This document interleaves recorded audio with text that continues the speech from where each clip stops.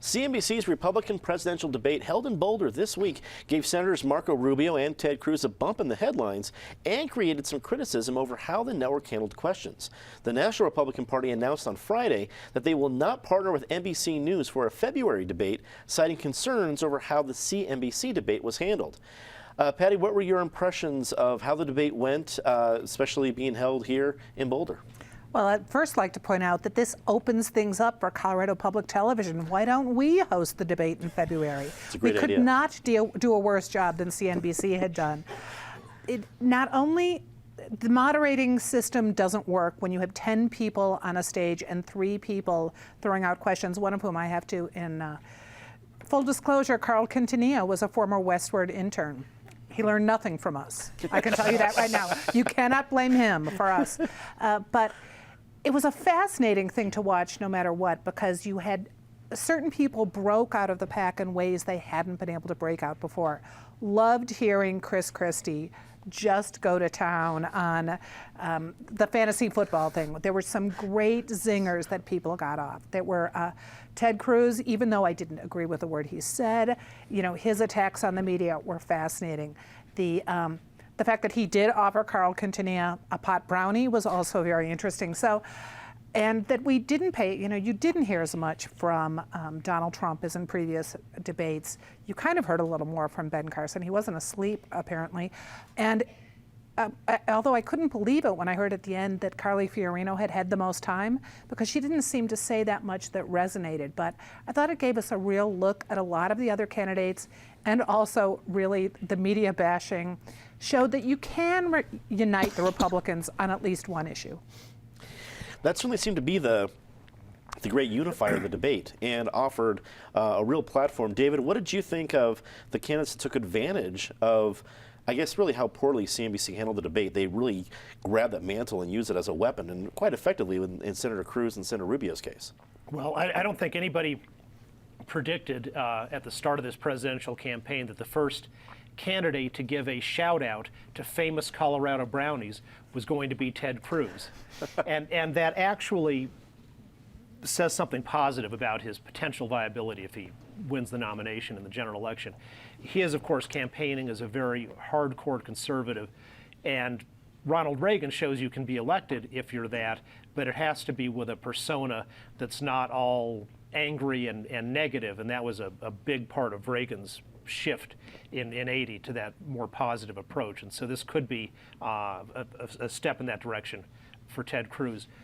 The debate moderators should ask tough questions, but these guys who are not only interrupting the candidates all the time in very stupid and pointless ways, and when a guy from New Jersey tells you you're being rude, you know you've gone very, very far over the line. These are questions that seem as if they're the panel of moderators struck me as guys that, like, sometimes they turn on The View in the morning and they think, oh man, this is too much intellectual policy wonk stuff for me.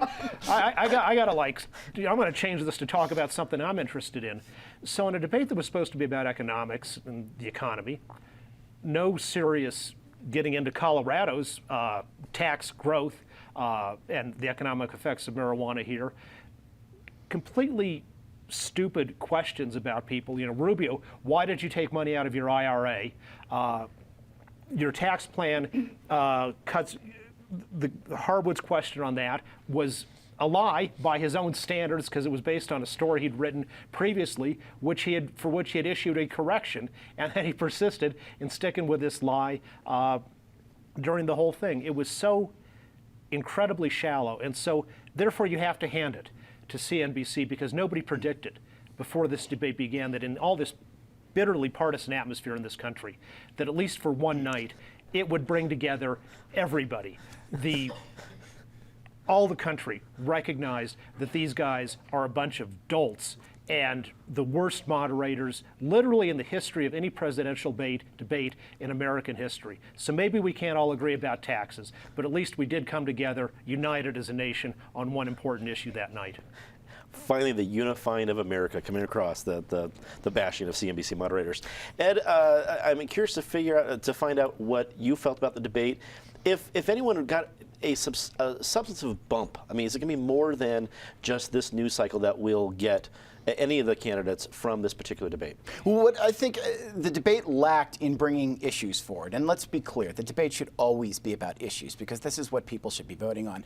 I think it made up for in kind of bringing some character forward in watching how the candidates reacted to these asinine questions, both from the panelists and from each other at times. I think, and it's not just because I'm playing him, but I think Senator Rubio really got the biggest bump out of this. I mean, when he rose above not just, hey, why is it your turn to run? But I mean, kind of the Jeb Bush questioning of him too. And really, I think he kind of put himself forward as I'm going to have a vision. I'm not just going to be no on everything. And I think that's what too many of these candidates have been seen as so far, as being anti-Obama, anti-Clinton, anti-this. I think Rubio really took steps to putting himself forward as being pro-something rather than anti-something. I think, and I don't know how much of a bump he can have, I think this continued to show Chris Christie's character as well. I think it's one thing everybody kind of lash out at some of the questions, but Christie really put forward this persona that he's a serious guy in the room. I think that Bridgegate hurt that. I think that people looked at him like he was some, nice suit-wearing mobster that they always imagined would come out of New Jersey. But I mean, he's really starting to come forward as I'm going to talk about the issues type of guy. And I think that really showed forward too.